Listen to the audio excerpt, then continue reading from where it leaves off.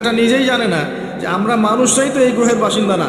আল্লাহ পাক এমন মালায়েকা সৃষ্টি করেছেন যার এক ফুৎকারে পুরো মহাবিশ্ব ধ্বংস হয়ে যাবে। এটা হচ্ছে পৃথিবীর সামনের ভবিষ্যৎ। আর আমাদেরকে ওই যে অন্ধকারের পথযাত্রী যারা আলোর সংজ্ঞা শেখায়, ওরা বলে যে না, পৃথিবীর পরে আমরা মঙ্গলে গিয়ে থাকবো, তারপরে অন্য একটা গ্রহে গিয়ে থাকবো, অমুক গ্রহে পানি পাওয়া গেছে ওখানে যাব। মানুষকে রঙিন স্বপ্ন দেখায়, কারণ ওরাও হয়তো বুঝে ফেলেছে যে পৃথিবীতে আমরা আর বেশি দিন নাই। যা শুরু করেছি ওয়ার্ল্ডে, আমরা নিজেরাই পৃথিবীটা ধ্বংস করে ফেলি নাকি আল্লাহ ভালো জানে। আল্লাহ পাক একা ছিলেন, কিচ্ছু ছিল না। কথা ঠিক আছে? হুয়াল আউয়াল, আল্লাহ পাক প্রথম, তার আগে কিছু ছিল? আচ্ছা, এরপর আল্লাহ পাক সৃষ্টি করলেন কি? কলম। কি সৃষ্টি করলেন? কলমের আগে হচ্ছে আরশ, কলমের আগে আরশ, এবং তার কানা আরশুহু আলাল মা, তার আরশটা ছিল কিসের উপরে? পানির উপরে। আল্লাহ পাক এরপর সৃষ্টি করেছেন কলম, সৃষ্টি করে বলেছেন উক্তুব, তুমি লিখো। কলম বলেছে মাযা আকতুব, আমি কি লিখবো? আল্লাহ বলছেন কিয়ামত পর্যন্ত যা যা হবে সব লিখে ফেলো। লাউহে মাহফুজের মধ্যে পুরো হিস্ট্রির শুরু থেকে শেষ পর্যন্ত কি হবে সব লেখা আছে, একদম টু দ্য পয়েন্ট লেখা আছে। আপনি চাইলেও আপনার তাকদীর এর মৌলিক বিষয়গুলো পরিবর্তন করতে পারবেন না। পারবেন? কার হাতে? এটা আল্লাহর হাতে। এখানে একটা কথা বলি, এখনকার এই যে বিজ্ঞান যুক্তি দর্শন, এরা কি তাকদীরে বিশ্বাস করে? করে না। আর তাকদীর হচ্ছে ইমানের 6 পিলারের এক পিলার। কেউ যদি তাকদীরে বিশ্বাস না করে সে কি ইমানদার হবে? হবে না। আপনার শিক্ষার মধ্যে কুফরি আছে। শিক্ষা ব্যবস্থা শিখাচ্ছে যে পরীক্ষা নিরীক্ষা যুক্তি দর্শন বিজ্ঞান দিয়ে কিছু প্রমাণ করতে না পারলে সেটা জ্ঞান নয়, তাই না? এটা শিখাচ্ছে না? তো আল্লাহকে আপনি ল্যাবে প্রমাণ করতে পারছেন না, মালায়েকা ফেরেশতাদেরকে আপনি ল্যাবে প্রমাণ করতে পারছেন না, তারপরে আসমানি কিতাবগুলো আগেরগুলো আপনি দেখেননি, চাক্ষুষ দেখেননি, নবী রসুলদেরকেও দেখেননি, তাই না? পরকালের যে আপনার কবরের আযাব, ইল্লিন, সিজ্জিন, মিজান, যে পুলসিরাত, জান্নাত জাহান্নাম দেখেছেন? এগুলোকে ল্যাবে প্রমাণ করতে পারবেন? এই যে তাকদীর, ভাগ্য, ল্যাবরেটরিতে বসে প্রমাণ করা যাবে? তাদের মতে পরীক্ষা নিরীক্ষা পর্যবেক্ষণের মাধ্যমে প্রমাণ না করতে পারলে সেটার গ্রহণযোগ্যতা নেই।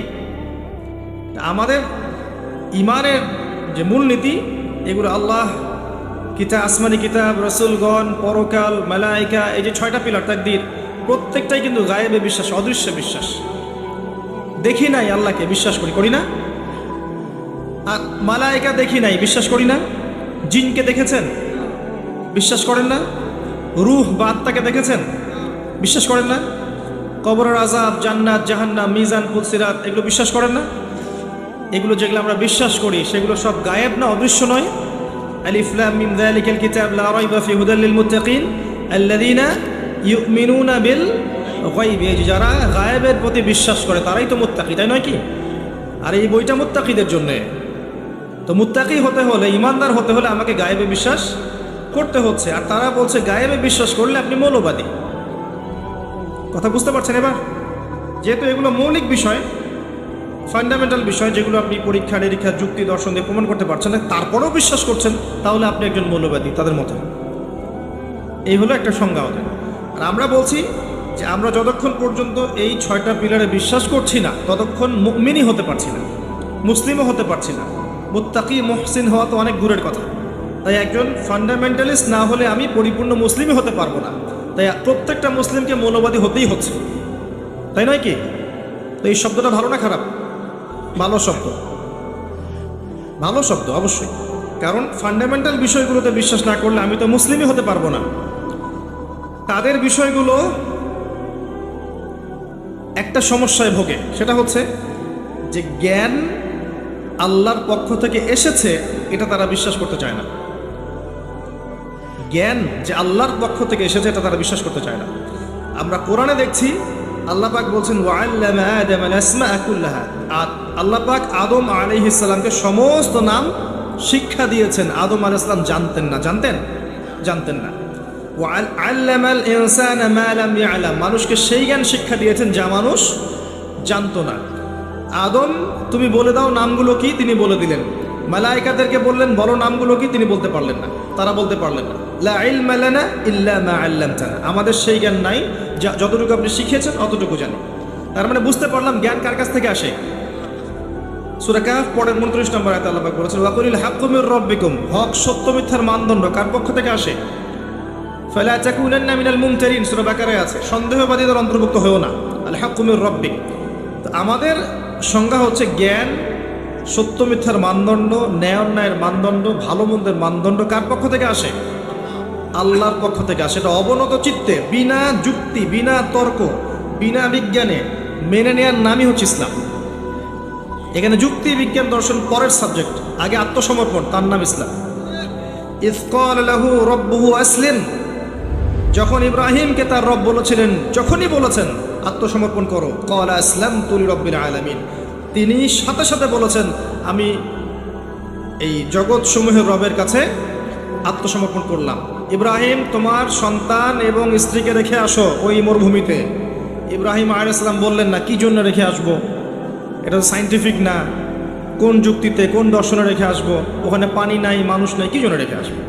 ওই যে ইবলিস যেমন বলেছিল আমি কেন সেজদা করব, ও তো মাটির, আমি তো আগুনের। ইব্রাহিম এটা বলেছেন?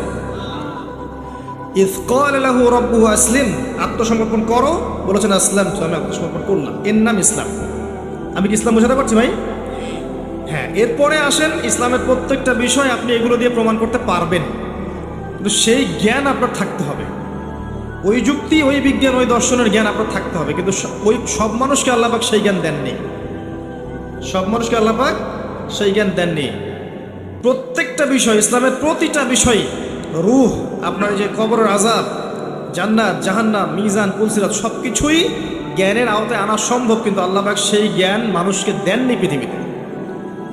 দিলে তো আর পরীক্ষা থাকতো না। কি জন্য এসেছেন এখানে? পরীক্ষা। মানে সব যদি চোখে দেখেন, আল্লাহকে চোখে দেখছেন, কে না নামাজ পড়বে, তাই না? এমন কেউ আছে নামাজ পড়তো না? এটাই তো পরীক্ষা, আল্লাহকে দেখবেন না, তারপরেও আপনাকে নামাজ পড়তে হবে। কবর তো দেখেননি আযাব কেমন হয়, তারপরে ভয় রাখতে হবে, হ্যাঁ কবরের আযাব আছে। মিজান দেখিনি, পুলসিরাত দেখি নাই, পুলসিরাত পার হতে হবে, ভয় রাখতে হবে। দেখলে তো অবশ্যই আমল করতেন। লিনাবলুয়াকুম আইয়ুকুম আহসানু আমালা, এই জন্যই তো সৃষ্টি করেছেন আল্লাহ পাক। এটাই হচ্ছে টেস্ট, যেটা ওই পশ্চিমা দর্শন এবং ওদের অনুসারীরা বুঝতে পারে নাই। এখানে ইসলামের মূলনীতি হচ্ছে এই যে আমরা গায়েবে বিশ্বাস করি, না করা পর্যন্ত আমরা মুসলিম হতে পারছি না। আল্লাহ পাক এবার আদম এবং হাওয়া আলাইহিস সালামকে সৃষ্টি করে জান্নাতে রেখে পরীক্ষা নিয়ে দুনিয়াতে পাঠিয়েছেন। দুনিয়াতে পাঠিয়ে আল্লাহ পাক একটা মূলনীতি দিয়েছেন, এটা ভালো করে বোঝো। আল্লাহ পাক মূলনীতি দিয়ে পাঠিয়েছেন। সূরা বাকারা আয়াত নাম্বার 38-39, কুল নাহবিতু মিনহা জামিআ, আল্লাহ পাক বলছেন তোমরা এখন পৃথিবীতে নেমে যাও। কে কে নেমে যাবে? আদম, হাওয়া আলাইহিস সালাম, ইবলিস, তোমরা নেমে যাও। ফাইম্মা ইয়াতিয়ান্নাকুম মিন্নি হুদান, তোমাদের কাছে আমার পক্ষ থেকে হেদায়েত আসবে। মানে প্রত্যেক যুগে যুগে আমার পক্ষ থেকে হেদায়েত, মানে আসমানি কিতাব, নবী রাসূলগণ আসবে। ফামান তাবিআ হুদায়া, যারা আমার হেদায়েতকে মেনে চলবে, ফালা খাউফুন আলাইহিম ওয়ালা হুম ইয়াহজানুন, তাদের কোনো ভয় নাই, কোনো দুশ্চিন্তাও নাই। এই দুনিয়ার জীবনে হায়াত দেওয়া হবে 100, 200, 300, 500, 1000 বছর। আগে তো ছিল 1000 বছর, এখন না হয় আমাদের 100 কম গড়াইও আর কি। তো এই সময়টুকুতে তোমাদের কাছে হেদায়েত আসবে, আসমানি কিতাব আসবে, নবী রাসূলগণ আসবেন। যদি নবী রাসূল না থাকেন, উলামায়ে কেরামের মুখ থেকে হক শুনবে, আল্লাহ কিতাব থাকবে, হেদায়েত পৌঁছে যাবে। এরপর ফামান তাবিআ হুদায়া, যারা আমার হেদায়েতকে মেনে চলবে, ফালা খাউফুন আলাইহিম ওয়ালা হুম ইয়াহজানুন, কোনো টেনশন নাই, কোনো দুশ্চিন্তা নাই, আবার সেই জান্নাতে ফিরে আসবে ইনশাআল্লাহ যেখান থেকে চলে গেছো। ঠিক আছে? এখানে একটা কথা মনে পড়লো, বলে দেই। এখন কিছু মানুষ এলিয়েন খোঁজে না, অন্য গ্রহ থেকে আসছে সিগন্যাল ইত্যাদি না, ও বেটা নিজেই জানে না যে আমরা মানুষরাই তো এই গ্রহের বাসিন্দা না, তাই না? আমরা তো এই গ্রহের বাসিন্দা ছিলাম না, ছিলাম। আমাদের পিতা ছিলেন, মা ছিলেন জান্নাতে, অন্য জায়গা থেকে আমরা এই পৃথিবীতে এসেছি, তাই নয় কি? আর ওদের ফিলোসফি হচ্ছে মানুষ বাদর থেকে হয়েছে, নাউজুবিল্লাহ। হ্যাঁ, তারা হতে পারে বাদর থেকে মানুষ, আমরা হইনি। বরং কোরআনে আল্লাহ পাক উল্টা কথা বলেছেন, সূরা আরাফের মধ্যে সম্ভবত আছে। ওই যে শনিবারের ঘটনা, শনিবারে মাছ ধরার ঘটনা মনে আছে? শনিবারে আল্লাহ পাক মাছ ধরতে নিষেধ করলেন, কিছু মানুষ মাছ ধরলো না, কিন্তু টেকনিক খাটালো, মাছগুলোকে আটকে রাখলো। এই অপরাধের কারণে আল্লাহ পাক কি করেছেন? ওদেরকে বানর বানিয়ে দিয়েছেন। তাহলে মানুষ থেকে বানর হয়েছে, প্রমাণ আছে। বাদর থেকে মানুষের কোনো প্রমাণ নাই। এখনকার ডারউইনের তত্ত্ব আপনারা হজম করছেন, লিখছেন পরীক্ষার খাতায়, মাশাআল্লাহ, এগুলো কুফুরি মতবাদ। কি মতবাদ? যখন আপনি এটা বিশ্বাস করছেন তাহলে আপনি আদম আলাইহিস সালামের অস্তিত্বকে অস্বীকার করছেন, তাই নয় কি? যদি আপনি বিশ্বাস করেন যে আসলে এই বাদর থেকে মানুষ হয়েছে, তাহলে আদম আলাইহিস সালাম কি? তাকে কি আল্লাহ কি থেকে সৃষ্টি করেছেন? অন্য কোনো প্রাণী থেকে? কখনোই না। তাকে আল্লাহ পাক নিজ হাতে, নিজের হাতে আল্লাহ পাক মাটি থেকে, কাদা মাটি থেকে সৃষ্টি করেছেন। আল্লাহ পাক বলেননি মিনহা খালাকনাকুম ওয়া ফিহা নুঈদুকুম, বলেননি ওয়া মিনহা নুখরিজুকুম তারাতান উখরা, তোমাদেরকে এই মাটি থেকে সৃষ্টি করেছি, আবার সেখানেই ফিরিয়ে নিব, এখান থেকে আবার পুনরুত্থিত করব, তাই না? যেভাবে প্রথমবার করেছিলাম। তো খেয়াল রাখবেন পড়াশোনা করতে গিয়ে যেন কুফরি না হয়ে যায়।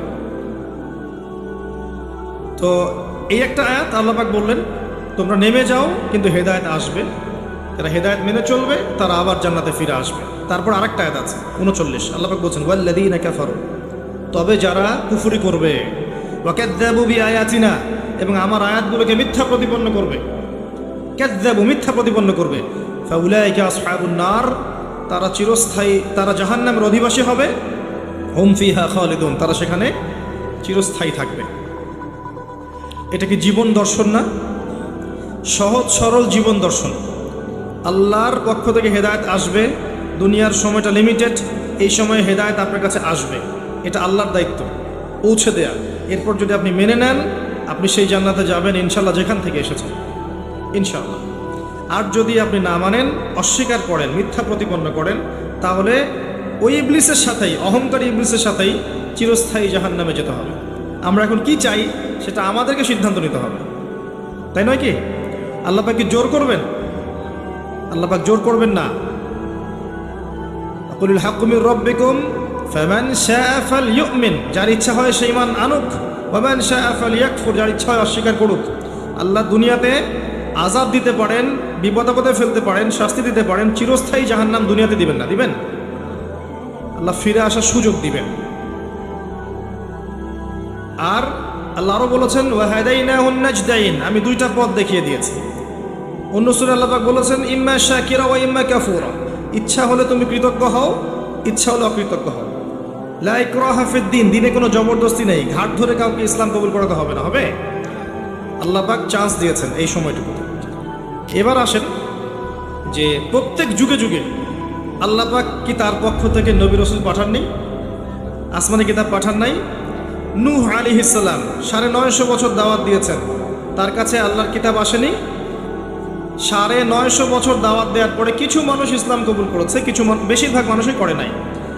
যে বেশিরভাগ মানুষ করেনি, আল্লাহ পাক তাদেরকে ডুবিয়ে দিয়েছেন না? আর নূহ আলাইহিস সালামকে এবং তার সঙ্গী সাথী সহ নাজাত দিয়েছেন, উদ্ধার করেছেন, করেননি?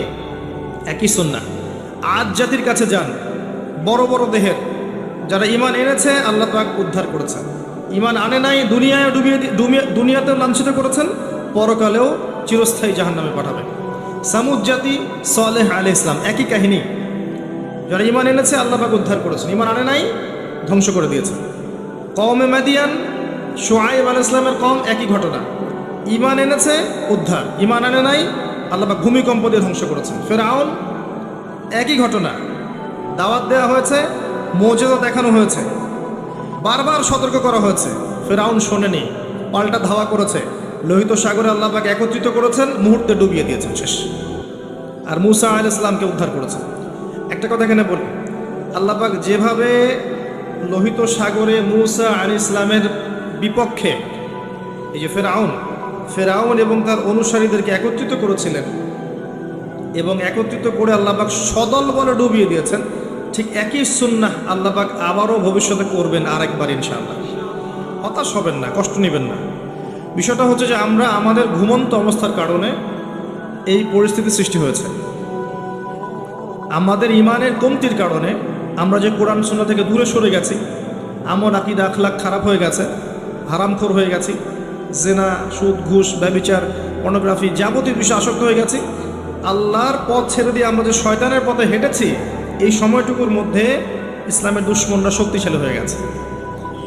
আল্লাহ পাক কি করবেন জানেন? এখন এই যে সময়টুকু দিয়েছেন আমাদেরকে, এই সময়টুকুর মধ্যে যদি আমরা দিনের জন্য কিছু না করি, ব্যক্তি পর্যায়ে পারিবারিক পর্যায়ে, সোশ্যাল পর্যায়ে যদি না করি, আল্লাহ পাক আমাদেরকে সরিয়ে দিবেন আস্তে করে, দিয়ে ইস্তাবদিল কওমান গায়রাকুম, অন্য কওমকে আল্লাহ পাক হেদায়েত দিয়ে এই জায়গায় নিয়ে আসবেন। সুম্মা লা ইয়াকুনু আমসালাকুম, তারা তোমাদের মতো হবে না। আল্লাহ বলেছেন ইন্নাল্লাহা লা ইউগাইয়িরু মা বিকওমিন হাত্তা ইউগাইয়িরু মা বিআনফুসিহিম, আল্লাহ পাক একটা কওমের অবস্থা ততক্ষণ পরিবর্তন করেন না যতক্ষণ না ওরা নিজেদের অবস্থা পরিবর্তনের চেষ্টা করে। আমরা কি চেষ্টাটা করেছি বলেন দেখি এবার? কথা বললে তো মাইন্ড করে ফেলে, সত্যি কথা বলছি, আমাদের চেষ্টার ত্রুটি ছিল। অনেক বড় বড় ইস্যু আছে যেখানে আমরা চেষ্টা মোটেও করতে পারি নাই। আমরা ছোটোখাটো বিষয় নিয়ে এত ব্যস্ত ছিলাম একে অন্যের সাথে মানে কাদা ছড়াছড়ি করতে, যে এই সুযোগে আমাদের শত্রুটা অনেক দূরে হেঁটে গেছে। এটা ক্যাচ করা এখন আমাদের জন্য অনেক কঠিন হয়ে গেছে। এখনও আমরা সেই একই কাজই করে যাচ্ছি। জি, এখন 2022-এ এসেও দেখবেন আমরা সেই একই কাজই করে যাচ্ছি। আর যারা চেষ্টা করেছিলেন সত্যিকার অর্থেই, তাদেরকে আমরা দিন দিন হারিয়ে ফেলেছি, তাদেরকে আমরা ডে বাই ডে হারিয়ে ফেলেছি। আল্লাহ পাক যেন নতুন প্রজন্ম সৃষ্টি করেন। আল্লাহ যাকে পছন্দ করেন আল্লাহ পাক যেন তাকে কবুল করেন। আল্লাহ যার মধ্যে খুলুসিয়াত দেখেন, সামর্থ্য দেখেন, যোগ্যতা দেখেন, ঈমান দেখেন, তাকওয়া দেখেন, আল্লাহ পাক তাকেই যেন কবুল করেন। তাদেরকে দিয়ে আল্লাহ পাক এমন একটা রেভলিউশন ক্রিয়েট করেন যাতে আগামী দিনগুলোতে মুসলিমরা অধঃপতনের হাত থেকে রক্ষা পায় এবং কোরআন এবং হাদিসকে হাতে নিয়ে এই জালেম সভ্যতাকে চ্যালেঞ্জ করতে পারে এবং আল্লাহর জমিন, আল্লাহর দিনের যে নূর, যে রব, আল্লাহর দিনের যে ফ্লেভার, যে আধ্যাত্মিকত্ব, যে পতাকার রং, এটা যেন আল্লাহ পাক প্রতিষ্ঠা করতে পারে, তৌফিক দান করে আমি। তো আমি বুঝাচ্ছিলাম যে প্রত্যেক যুগে একই সুন্নাহ। মুসা আলাইহিস সালাম এটা বুঝলেন। আসেন তারপরে আমাদের নবী মুহাম্মদ সাল্লাল্লাহু আলাইহি ওয়াসাল্লামের কাছে আসেন। এখান থেকে শেষ করছি আলোচনা দিকে আমি।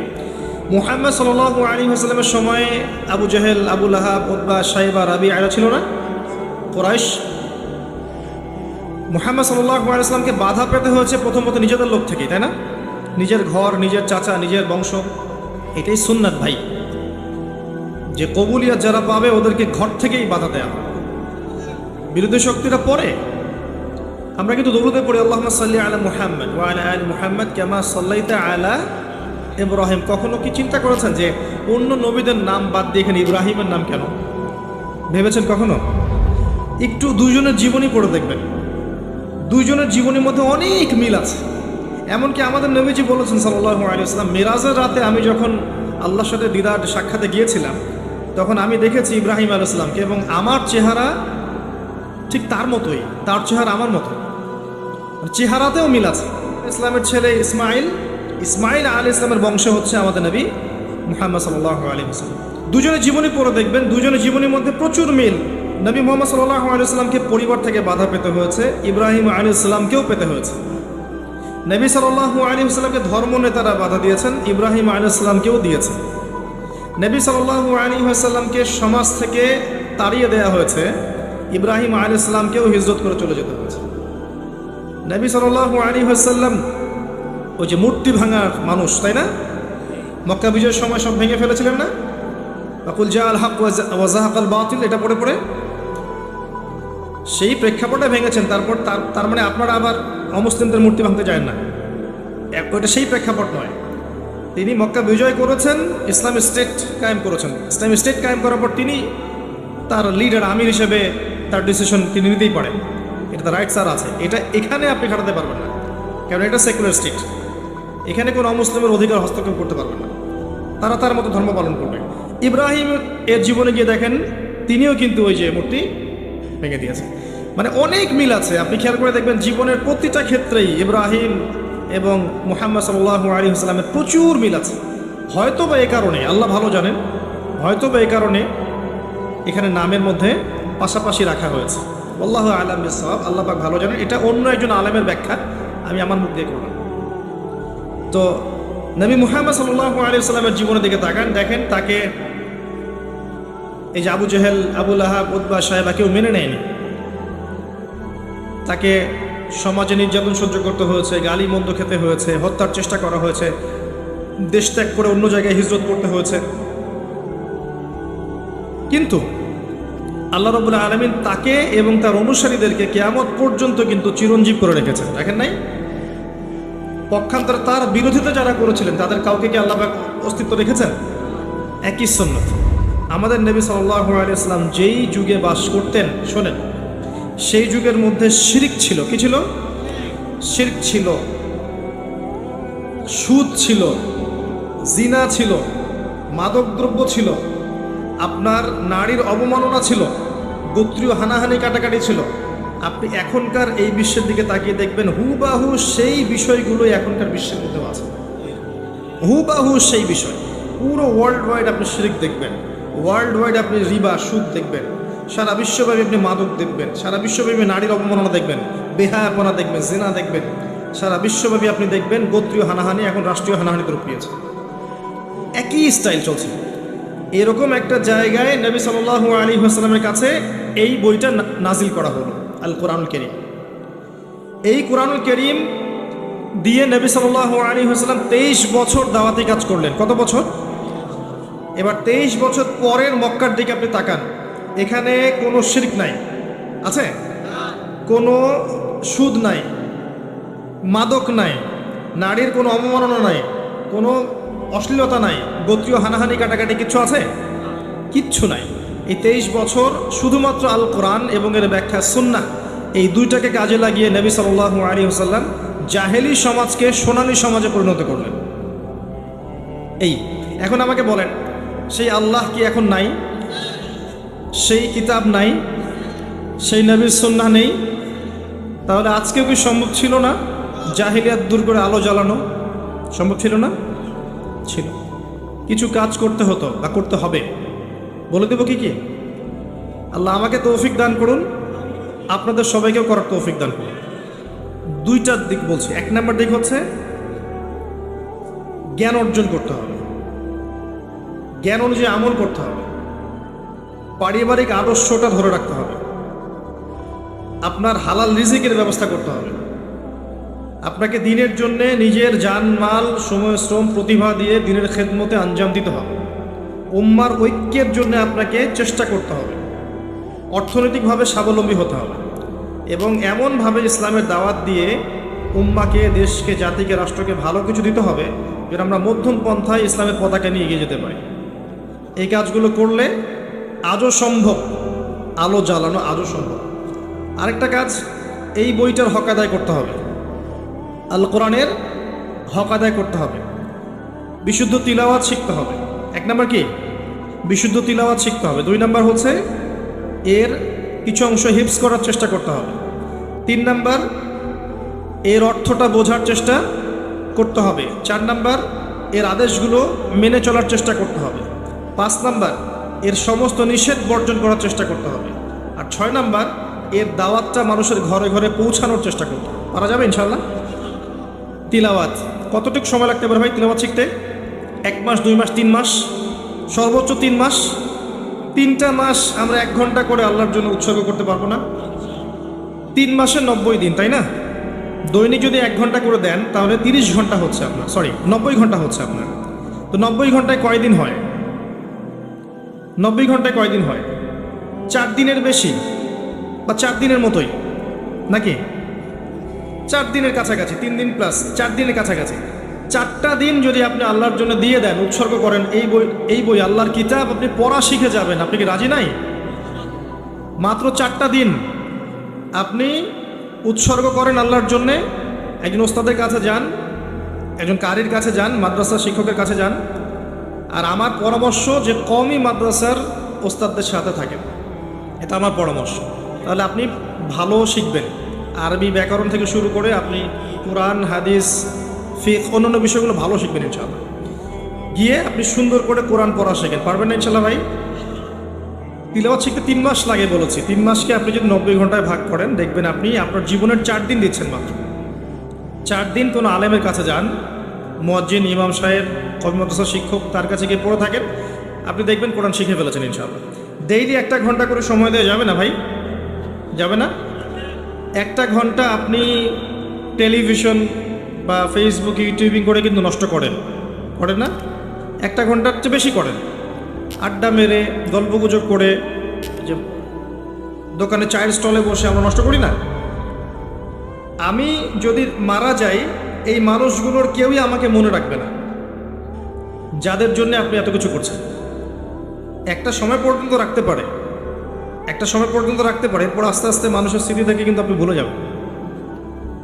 মানুষ কাদেরকে মনে রাখে? যারা পৃথিবীতে ভালো কিছু করে গেছে, এদেরকে মানুষ মনে রাখে, তাই না?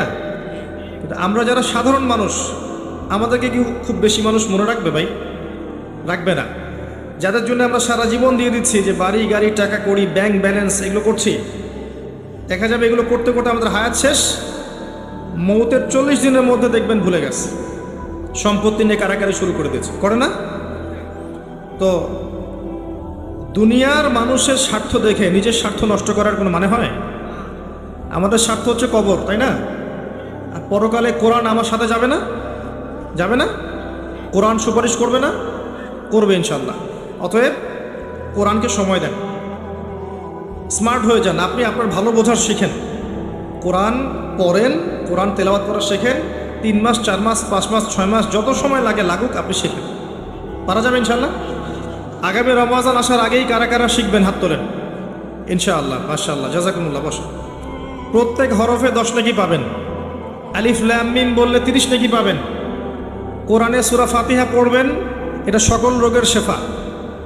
আয়াতুল কুরসি পড়বেন প্রত্যেক ফরজ সালাতের পর, সূরা বাকারার 255 নম্বর আয়াত, আয়াতুল কুরসি। মৃত্যু ছাড়া, মানে মৃত্যু ছাড়া জান্নাতে যাওয়ার জন্য কোনো বাধা নাই সেই ব্যক্তির। রাতের বেলা সূরা মুলক পড়বেন, ওই ব্যক্তির কবর আযাব ইনশাআল্লাহ আল্লাহ পাক মাফ করে দিবেন। সূরা কাহফ পড়বেন শুক্রবার জুমার দিনে, আল্লাহ পাক আপনার জীবদ্দশা বের হলেও আপনাকে আল্লাহ পাক হেফাজত করবেন ইনশাআল্লাহ। সূরা ইয়াসিন মুখস্থ করবেন, আর রহমান পড়বেন, সূরা বাকারার শেষের 2-3টা আয়াত পড়বেন রাতের বেলা। সারা রাত ইবাদত করলে যে নেকি হয়, আপনি এখন সূরা বাকারার শেষের 3টা আয়াত পড়ে ঘুমিয়ে যান, সেই নেকি পাবেন ইনশাআল্লাহ। সবই সহিহ হাদিসে এসেছে।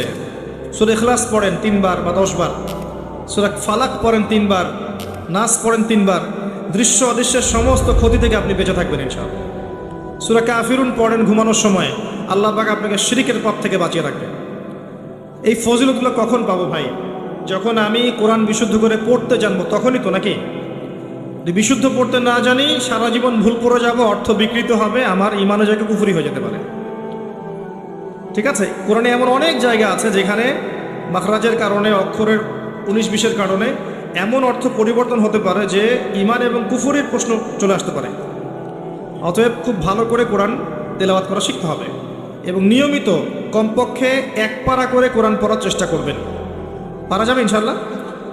ডেইলি 1 পারা মানে আপনার মাসে 30 পারা, মানে প্রতি মাসে আপনি 1টা খতম দিচ্ছেন, বছরে আপনি 12টা খতম দিচ্ছেন। পারা যাবে ইনশাল্লাহ? আল্লাহ পাক তৌফিক দান করুন, আমিন। 1 পারা পড়তে খুব বেশি সময় লাগে না, সর্বোচ্চ আপনার যদি পড়ার ফ্লুয়েন্সি থাকে, আপনি আধা ঘন্টা 40 মিনিট লাগবে। যদি একটু ধীরে পড়েন 1 ঘন্টা লাগবে। এই কাজটা করতে পারেন। আমার পরামর্শ হচ্ছে ফজরের নামাজের পরে। ফজরের নামাজটা পড়া হয়ে গেল, পড়ে আপনি এখন জিকির আজগার করছেন, তাসবিহ তাহলিল করছেন, করতে করতে করতে কোরআনটা নিয়ে বসলেন, বসে 1 পারা পড়ে ফেললেন। 1 পারা পড়তে পড়তে আপনার 1 পারার হক আদায় হয়েছে, দেখবেন সূর্য উঠে গেছে। সূর্য উঠে গেল, ইশরাকের সময় হয়ে গেল। তখন আপনি 2 রাকাত নামাজ পড়ে বাসায় ফিরে যান, 1টা কবুল হজ, 1টা কবুল ওমরার নেকি পাবেন ইনশাআল্লাহ। মনে করেন ঢাকা শহরের মানুষ, এখন আমি তো ঢাকার মানুষ হয়ে গেছি, জ্যামটা একটা কমন জিনিস না? জ্যামে বসে আছে আধা ঘন্টা 1 ঘন্টা বসে আছে। এই যে ফোন আছে, আপনি ফোনে অ্যাপস আছে না, অ্যাপস বের করেন, 10টা 20টা পড়ে ফেলতে পারবেন না? সময়টা কাজে লাগলো। সময় কাজে লাগাতে হবে, টাইম ভাগ করে করে স্মার্ট হতে হবে, টাইমটা কাজে লাগাতে হবে। মনে করেন আপনি শীতের বেলা ব্যাডমিন্টন খেলছেন, কথার কথা খেলেন তো নাকি, বা ফুটবল খেলছেন, বা যুবকরা অনেক সময় অনেক খেলাধুলা করে, ওই সময়টুকুর মধ্যেও কিন্তু আপনি সুবহানাল্লাহ পড়তেই থাকতে পারেন, মনে মনে পারেন না? আলহামদুলিল্লাহ পড়তে থাকতে পারেন, আল্লাহু আকবার পড়তে থাকতে পারেন। মানে আপনি একটা কাজ করছেন, আরেকটা কাজ করতেছেন মাঝে মনে মনে। এটাকে বলে যে প্রোডাক্টিভ মুসলিম, মানে আপনি আপনার সময়টাকে মূল্যায়ন করছেন। একই সাথে কয়েকটা কাজ করতে শিখতে হবে, একই সাথে কয়েকটা কাজ। আপনি হাঁটছেন, বাইক চালাচ্ছেন, বাইক চালাতে চালাতে আপনি পড়ছেন লা ইলাহা ইল্লাল্লাহু ওয়াহদাহু লা শারীকা লাহু লাহুল মুলকু ওয়া লাহুল হামদু ওয়া হুয়া আলা কুল্লি শাইইন কাদির। পারা যায় না? ড্রাইভ করছেন, সুবহানাল্লাহ, আলহামদুলিল্লাহ, লা ইলাহা ইল্লাল্লাহ, আল্লাহু আকবার পড়া যায় না? একটা কাজ করতে গিয়ে আরও অনেকগুলো কাজ করা যায়। এই যে জিকিরের মধ্যে সবসময় আছেন, সবসময় জিকিরের মধ্যে যারা থাকবে, এদের যে কি ফজিলত আছে পরকালে, এটা বোঝানোর মতো ভাষা নাই আমার কাছে। এরা আল্লাহওয়ালা হয়ে যাবে এবং এদের মুখ থেকে দেখবেন, মৌতের সময় দেখবেন মুখ থেকে লা ইলাহা ইল্লাল্লাহ কালিমা ঠিকই বের হয়ে গেছে ইনশাআল্লাহ। তো একজন সাহাবী এসে জিজ্ঞাসা করেছিলেন, আমাকে একটা আমল বলে দেন ইয়া রাসূলুল্লাহ, আমি একটা আমল ধরে রাখবো। তিনি বললেন, তোমার জিহ্বাকে সবসময় আল্লাহর জিকিরে সিক্ত করে রাখো। তো একটা কাজ করতে গিয়ে অনেক জিকির করা যায়, আমি এটা বলতে গিয়ে আসলাম, সময়কে কাজে লাগান। এক পারা করে পড়া সম্ভব প্রতিদিন? সম্ভব না? আল্লাহ পাক সবাইকে তৌফিক দান করুন, সবার আগে আমাকে তৌফিক দান করুন। অর্থ বোঝেন আর নাই বোঝেন, তেলাওয়াত করেন, কারণ সবাই অর্থ বুঝতে পারবে না, এটা সবার পক্ষে সম্ভব নয়। কিন্তু অর্থ বোঝেন আর নাই বোঝেন, আপনাকে তেলাওয়াতটা শিখতে হবে এবং করতে হবে নিয়মিত এক পারা করে। যারা গবেষণা করতে চায় কোরআন, গবেষণার প্রথম শর্ত হচ্ছে আগে নিয়মিত তেলাওয়াত করা। নিয়মিত তেলাওয়াত করতে করতে করতে করতে আয়াতগুলো পরিচিত হয়ে যাবে আপনার কাছে। আয়াতগুলো যখন পরিচিত হবে তখন দেখবেন আপনার পড়তে কম সময় লাগছে এবং খুব দ্রুত আপনি ফজিলতপূর্ণ আয়াতগুলো, সূরাগুলো পড়তে পারছেন। আর বিশ্বাস করেন, কোরআন তেলাওয়াত করার পরে যদি আপনি জেনারেল সাবজেক্টগুলো পড়তে বসেন, সায়েন্সের, আর্টসের, কমার্সের, আপনার মেমোরি শার্প হবে ইনশাআল্লাহ। আপনার পড়ায় কোনো ক্ষতি হবে না। গার্ডিয়ানরা মনে করে যে কোরআন 1 ঘন্টা পড়লে মনে হয় আমার ছেলে পিছায় পড়বে, জি না, বরং তার মেমোরি আরও শার্প হবে। এবং যে যত বেশি কোরআন তেলাওয়াত করে তার মাথায় মানসিক চাপ নেওয়ার ক্ষমতা অত বাড়তে থাকে। মাথায় আপনি বেশি কোরআন পড়তে থাকেন, আপনি একসাথে মাথায় অনেক চাপ নিতে পারবেন।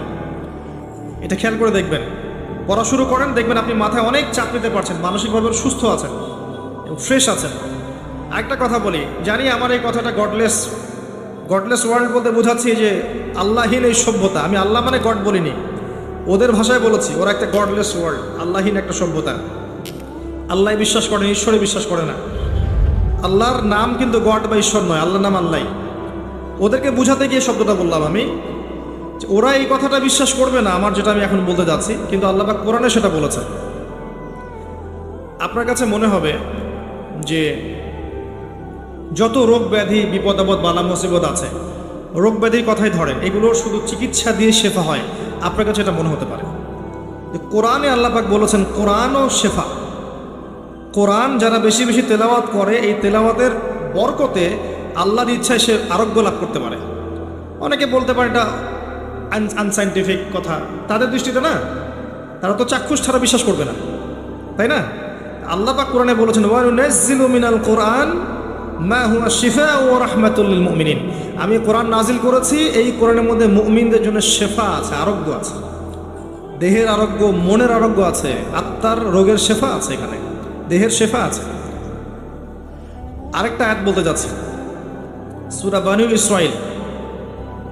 আপনি খেয়াল করে দেখবেন, যারা কোরআন তেলাওয়াত খুব বেশি বেশি করে অনেক ধরনের বিপদ আপদ, বালা মুসিবত, রোগ ব্যাধি থেকে আল্লাহ পাক হেফাজত করে রাখেন তাদেরকে।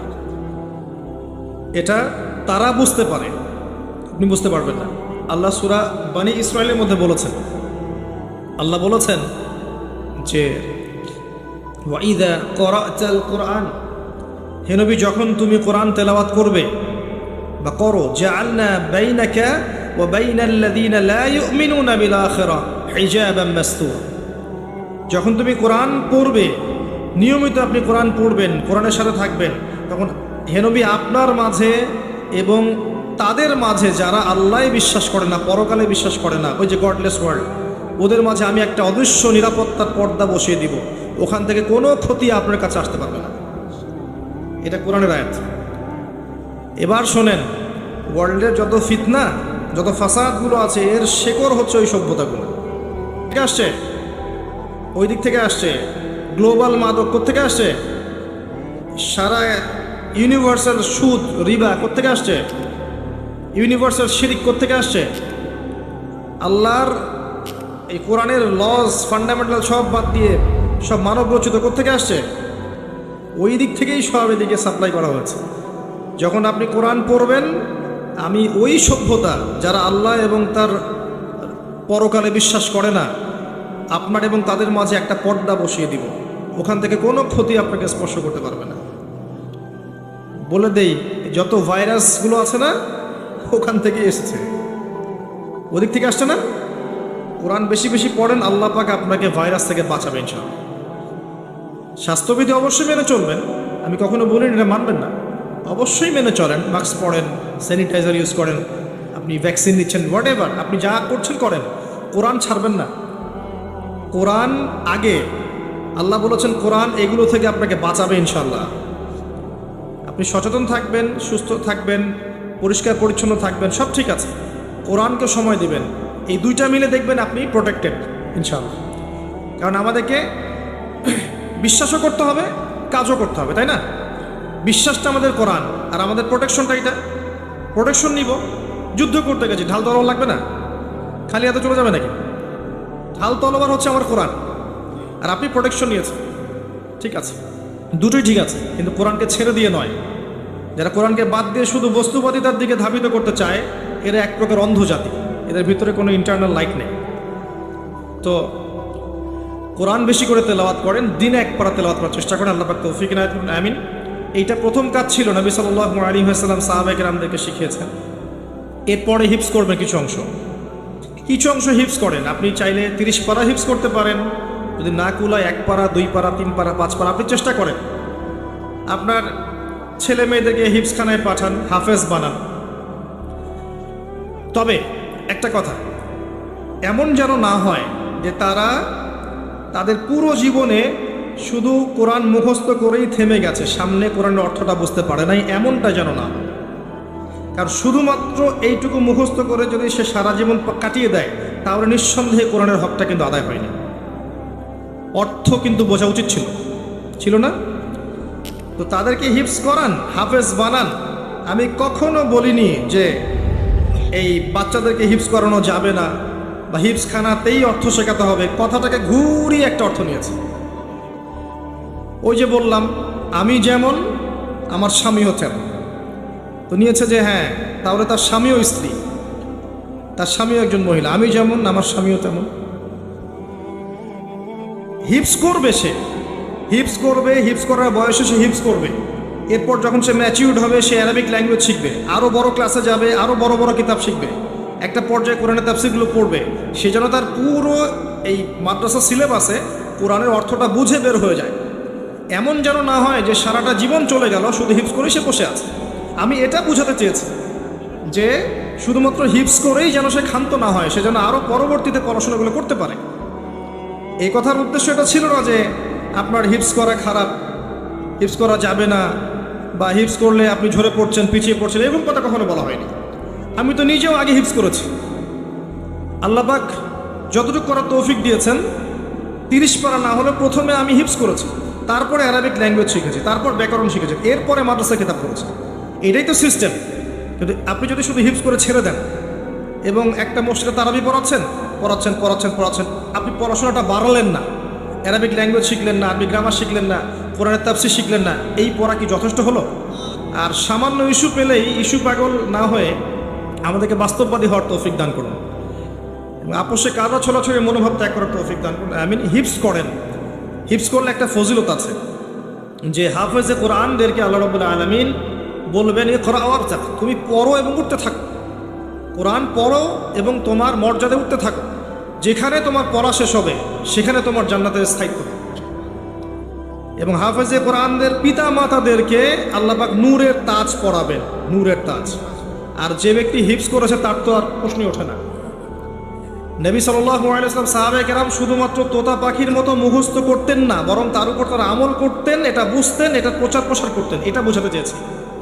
যদি আমি শুধু এতটুকুতে সীমাবদ্ধ থাকি তাহলে বাকি কাজগুলো আমি করতে পারবো না। এটাই ছিল উদ্দেশ্য। আল্লাহ পাক উদ্দেশ্যটা বোঝার তৌফিক এনায়েত করুন। এরপর আপনি অবশ্যই আরবি ভাষায় যাবেন। কোরআন হিফজ করেছেন, অ্যারাবিক ল্যাঙ্গুয়েজটা শেখেন। এসো আরবি শিখি, মিজান মুন সাহেব থেকে শুরু করে নাহু সরফের বইগুলো পড়বেন, এবং অবশ্যই কওমি মাদ্রাসার সাথে সম্পৃক্ত রেখে পড়বেন। এটা আমার পরামর্শ। যে মাদ্রাসাতেই অ্যারাবিক ভালো পড়ানো হয় সেখানেই যান। তবে কওমি মাদ্রাসার যে কাঠামোটা আছে দীর্ঘদিন থেকে বাংলাদেশে প্রতিষ্ঠিত, এই প্যাটার্নটা অনেক বেশি ডেভেলপড এবং অনেক বেশি অ্যারাবিকের ক্ষেত্রে মানে প্রোগ্রেসিভ, তারা এগিয়ে গেছে। তো এই জায়গায় আপনি যদি সময় দেন 5 বছর 4 বছর সময় দেন, আপনি আরবি ভালো শিখবেন ইনশাআল্লাহ।